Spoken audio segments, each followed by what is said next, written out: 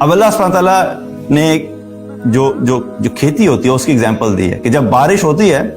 تو بارش ہونے کی وجہ سے جو کھیت ہوتے ہیں وہ لہلہا اٹھتے ہیں، اور جب وہ کھیت لہلہا اٹھتے ہیں تو وہ جو کاشتکار ہوتا ہے جس کا کھیت ہوتا ہے وہ اس کو دیکھنے میں بڑا خوبصورت لگ رہا ہوتا ہے اس کا کھیت، لیکن پھر ایک وقت آتا ہے کہ وہ کھیت آہستہ آہستہ کیا ہوتا ہے، اپنے پیک سے ختم ہو جاتا ہے، کٹائی ہو جاتی ہے، اور پھر اس کے بعد وہ پیلا ہو کے کیا ہوتا ہے، بھس بن کے ختم ہو جاتا ہے۔ اب یہاں پہ یہ اگزامپل کیا ہے، اللہ سبحانہ تعالیٰ نے پہلے انسانوں کی 3 سٹیجز بتائیں لائف کی، بچپنا، جوانی، اور پھر جو ہے وہ شادی کے بعد بچے، اولاد، اور یہ سارا کرتے کرتے اللہ تعالیٰ یہاں پہ یہ بتا رہا ہے کہ جس طریقے سے یہاں پہ یہ چیز چل رہی ہے، تمہاری بھی ساری جو سٹیجز ہیں ان کا بالآخر اینڈ کیا ہوگا، کہ جس طرح تم بھی اپنی جوانی میں لہلہا رہے تھے، دیکھنے میں لوگوں کو بڑے خوبصورت لگتے تھے، ہر جگہ پہ تعریف ہوتی تھی، یہ تو ٹام کروز لگتا ہے، یہ تو سلمان خان لگتا ہے، کمپیریزن چل رہے ہوتے تھے، وہی شخص پھر جب اپنے بڑھاپے میں ہوتا ہے تو کوئی اس کو دیکھ کر بھی نہیں پہچان سکتا کہ یہ وہی بندہ ہے جس کی جوانی میں تعریفیں ہوا کرتی تھی۔ وہ خود اپنے آپ کو جب شیشے میں دیکھتا ہے تو وہ اپنے آپ کو نہیں پہچان سکتا کہ یہ واقعی میں ہوں جو کہ میں آج سے 10 سال پہلے تھا، 20 سال پہلے تھا، 30 سال پہلے تھا۔ اللہ بتا رہا ہے کہ پھر کیا ہوتا ہے، تم بھی اس کھیتی کی طرح ایک دن ایک وقت آئے گا کہ بالکل پھس ہو کے ختم ہو جاؤ گے۔ اور یہاں پہ پھر اللہ سبحانہ تعالیٰ جو ہے وہ یہ ان ساری سٹیجز اور یہ ساری جسے ہم کہتے ہیں تمہید، اس کا مقصد کیا ہے؟ یاد رکھیں کہ اللہ سبحانہ تعالیٰ قرآن میں جب بھی کہیں پہ کوئی چیز بتاتا ہے تو اس کے پیچھے کوئی مقصد ہوتا ہے۔ یہ وہ discussion for the sake of discussion نہیں ہوتی، بلکہ یہ جو ساری پروسیس بتایا، ساری سٹیجز بتائیں، یہ ساری بات کرنے کے بعد اللہ تعالیٰ اس پوری کنورسیشن کو ایک خاص رخ میں لا کے کنکلوڈ کرنا چاہتا ہے۔ اب وہ جو اصل بات ان تمام سٹیجز کے بتانے کا جو مقصد تھا وہ کیا تھا، وہ بات اب آ رہی ہے، کیونکہ اب یہ تم 3 سٹیجز سے گزر ہیں، سٹیج 1، سٹیج 2، سٹیج 3۔ اب بالآخر جب تم ختم ہوگے تو یاد رکھنا کہ ختم ہونے کے بعد اب تمہارے پاس 2 پاسبل جو ریزلٹس ہیں، 2 نتائج ہیں۔ پہلا کیا ہے، وَفِي الْآخِرَةِ عَذَابٌ شَدِيدٌ، اللہ بتا رہا ہے کہ یاد رکھو کہ آخرت میں بڑا سخت عذاب ہے۔ اب یہاں پہ کن لوگوں کے بارے میں کہا جا رہا ہے؟ وہ لوگ جو اپنی ساری زندگی ان 3 سٹیجز سے گزرتے ہوئے انہوں نے سارا فوکس صرف اس دنیا کے کھیل تماشے کے اوپر رکھا،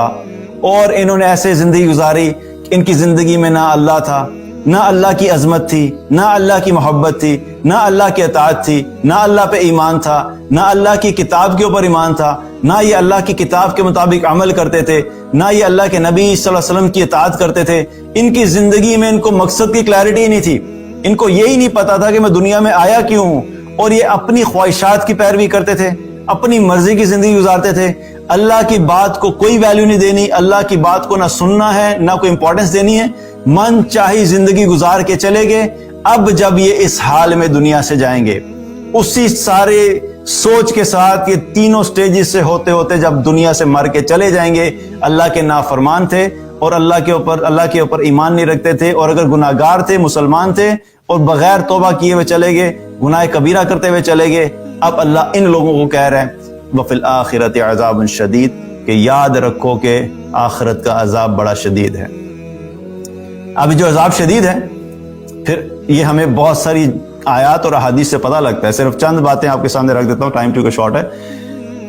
حدیث میں آتا ہے، نبی کریم صلی اللہ علیہ وسلم نے فرمایا، بلکہ اس سے پہلے میں آپ کو بتا دوں کہ جو آخرت کے عذاب کی جب بات ہوتی ہے نا، ہمارے یہاں ایک عجیب سا کانسیپٹ ہے،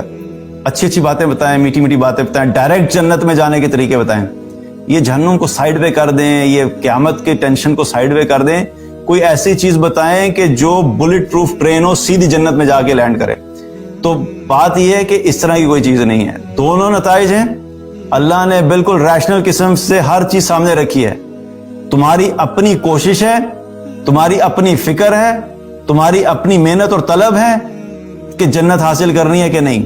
اور اگر صرف خواہشات ہیں اور امیدیں ہیں اور دعائیں ہیں اور اللہ کی رحمت سے امید ہے، باقی نہ کوئی عمل ہے، نہ کوئی کوشش ہے، نہ کوئی اطاعت کرنی ہے، تو پھر اس جہالت والی زندگی سے نکلو، صحیح راستے کے اوپر آؤ۔ تو الٹیمیٹلی دونوں میں سے ایک تو فیس کرنی ہے، یا لوگ جنت میں جائیں گے یا پھر جہنم میں جائیں گے۔ اور جو جہنم میں جانے والے ہیں،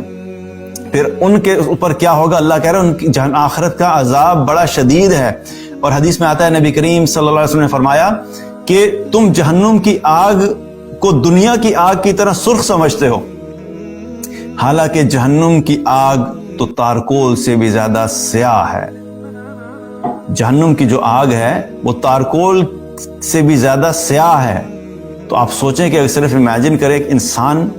دنیا کی آگ کے بارے میں سوچتا ہے کہ بہت بڑے بڑے فلیمز چل رہے ہیں ریڈ کلر کے، یلو کلر کے، تو وہی سوچ کے انسان کو کتنا خوف آتا ہے.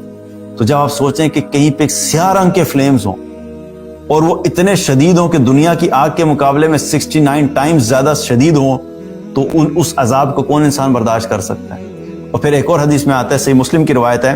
جس میں رسول اللہ صلی اللہ علیہ وسلم نے جہنمی کے کچھ چیزوں کے بارے میں بتایا.